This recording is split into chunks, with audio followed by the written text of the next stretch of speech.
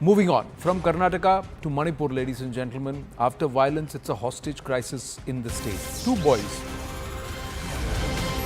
boys belonging to the Meitei community have allegedly are being held hostage. Now, there are miscreants, insurgents who have now demanded the release of a prisoner who's been caught by the NIA under the acts of waging war against the Bharatiya state, and they want this person in exchange. Cops have told CNN News 18 that they don't plan any operation to try and extract these two hostages from the possession of these insurgents, these militants, because this operation will involve risk of life also to unsuspecting civilians, and it could perhaps escalate the strife between two ethnicities. More exclusive inputs that are coming through.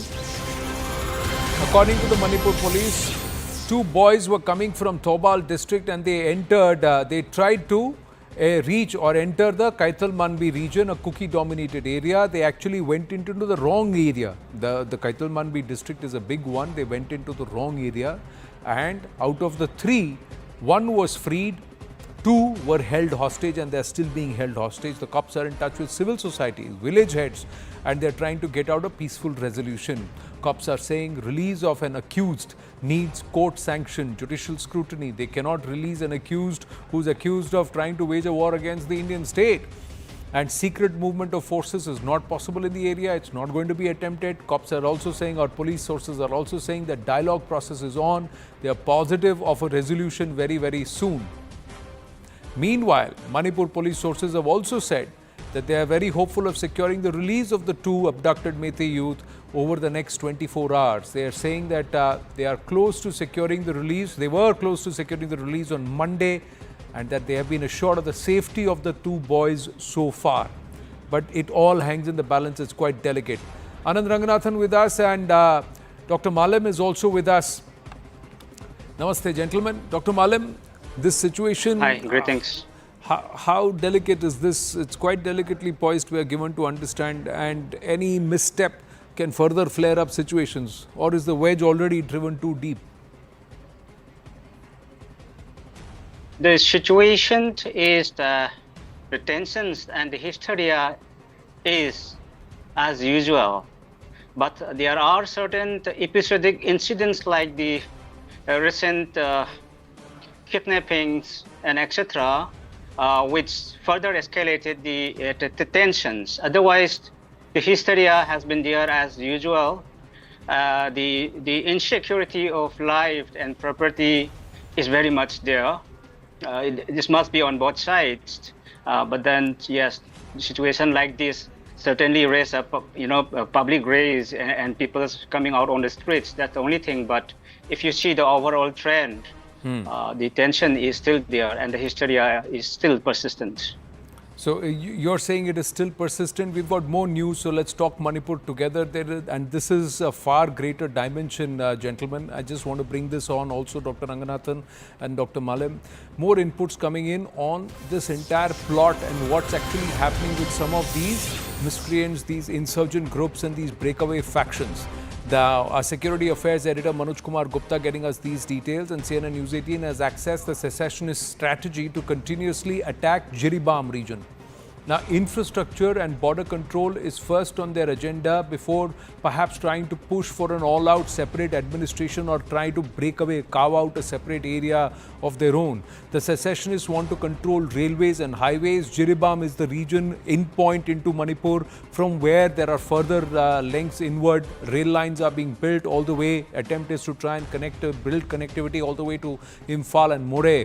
Now, recent fresh indiscriminate firing from the hills was perhaps part of this plot. Jiribam is a crucial lifeline for Manipur railway and highway, and it's a strategic plot for these secessionists. Now have a look at this map, ladies and gentlemen, very closely. We'll try and call it up here if we can. Top intelligence sources have said that this was known, that after More, the secessionists will attack Jiribam for separate administrative setup. Now, earlier they already captured areas of Churachandpur and Ferzwal in south. More and Jiribam are the border district where the Meiteis had also settled long back. So now you see, this is Myanmar. Plan was to build connectivity up to More, Churachandpur, and this is the Chandel region. This is Imphal, this is Tupul and Imphal, this is Jiribam. Okay, this is Badarpur, Arunachal, Silichar and Bhairabi, that is Mizoram. So this is the entry point. Now if they are able to cut off this entry point, then they will be able to block out this entire region. This is Bangladesh and Myanmar, and this is the whole area that is being eyed at by these separatists to try and create what they believe will be a separate Kuki land. Now this is the reason why there is serious concern of what's being targeted here. The Senapati district is also there. That's the gateway. That's the next gateway. That is Senapati district, where the Asian highway stretches up to More, bypassing the Palel area. So all of this region becomes very, very critical, and one needs to understand. So this is Senapati region. See, you see Senapati region here.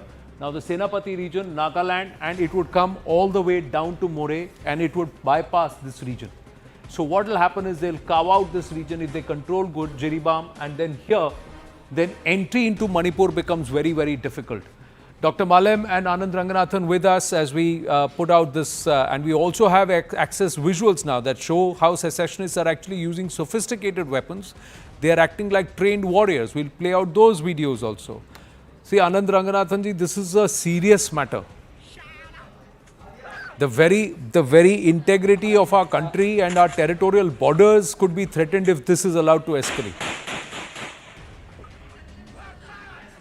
No, absolutely, Anand. It is more serious, quite scary. Let me talk for a minute about what exactly has gone wrong. Now, Anand, very rarely does it happen, and it has happened extremely rarely in our modern history. I can think of but one instance, which was the MC, where the four arms of the democracy have been cowardly, or pusillanimous, you can say, have been scared. It happened during the emergency when the legislature, the executives, the judiciary, and the media took a back seat. And the repeat of that emergency. Now, yes, you are a glorious exception. I remember about a month ago, you ran a 1-hour program where you, dissected this whole issue threadbare. You talked about the poppy cultivation. You talked about the threat from Myanmar, from China. You had, I think, Divya and I were on the program. So thanks to you, we know a little bit more than we did previously. But the fact of the matter is, what are the details of this whole issue? The details is that the Congress, the opposition that rightly castigates this government and Mr. Modi for turning a blind eye to Manipur, rightly so, because he should have gone to Manipur immediately, talked about it, he did not. The fact is, during the UPA, it was the centre under the Congress that asked the then Manipur government, which was a Congress government, to at least bring out a white paper concerning the demand for Metis for an ST status. Nothing happened. The government at both the centre and the state changed. The same request was sent. Nothing happened.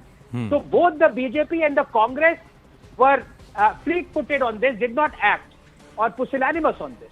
Then comes the High Court. All the High Court did last year or 1.5 years ago was to ask for this thing again. Then the whole thing broke loose. All hell broke loose. And I would say it has never happened before that the High Court itself had redacted its own request. This is the cowardliness of the judiciary, of the executive, of the legislature, and glorious exceptions aside, i.e. you, of the media. Now you tell me, what is the solution if all four arms of the democracy fail? And I am at loggerheads to find a solution for this. No, the other thing is that this has been allowed to fester for too long. Now, you have to have the hard hand to control people, and also the suspension of activity by paying doles to those who are using that money, and perhaps to strengthen themselves and continue to build up arsenal like which has been found is. But the biggest challenge is the drug economy, the control of the poppy fields and the spread of the poppy fields. But there is also this neighboring issue of what's happening in Myanmar, and that is geopolitical, Dr. Malem. It's not just the Kuki Chin Zo coming together, but there are also other forces who are acting which is beyond Bharat. Yes, there are many forces behind, and these Kuki terrorists are pursuing this aggressive tactics given in the backgrounds, the opportunities they are likely to gain from the Aegis policy, the development of infrastructures, roadways, etc., etc. So, like as I told last time, in 1992, they have wiped out the Nagas settling there. In 1995, they attacked the Tamil communities, the trading communities there. Gradually, these migrants and settler colonialists adopting the Zionist models have been, like the Israeli model, Zionist model, have been evacuating or force evicting indigenous people, trying to control important trade routes. Jiribam is significant not only simply because there is national highway, but also the fact that there is railways coming in, and extortion on the ways, and then extortions from projects for constructing infrastructure have been phenomenon. So at least they thought that by evicting the patriots, by evicting the guard, the people who were guarding the territorial integrity of India, they thought that they would be able to exert more pressure on the government. They will be able to exert all kinds of parasitic terroristic regimes to increase their profits, including free flow of drug trafficking, etc., etc. That has been quite phenomenon, and I'm really sorry to say that government of India should not remain silent on this. If these things happens to the Indo-Pakistan border, what would have been the response of government of India? Why it has been sitting silent on this issue for a long time? There should be, terrorists cannot be negotiated. This is what I'm saying. In national interest, terrorists cannot be negotiated. They are kidnapping people for ransom. And what political negotiations are you going to do? They are saying that they are not waging war against India. Then what is the purpose of suspension of operations since 2008? What is the government of India doing so long? That's my question. So, like as a taxpayer, we believe that government of India has a responsibility to protect the lives and properties and the territorial integrity of India and the security concerns. Right, but there is also wheels within wheels. There are multiple tribes, there are multiple belief systems, and there are multiple equations, and there are other forces too who have for long been given a free run to operate and to also corrupt the minds with respect to a particular narrative that borders on alienation from Bharat. So how much of that has to be changed or has been changed? These are all many questions that remain. Gentlemen, I have run out of time. I am compelled to take a break, but we'll stay. We'll come back to the story and we'll keep tabs on what's happening in Manipur here on The Right Stand, ladies and gentlemen. When we come back, we are in conversation with the Dada Saheb Phalke awardee, Mithun Chakrabarti. Stay with us.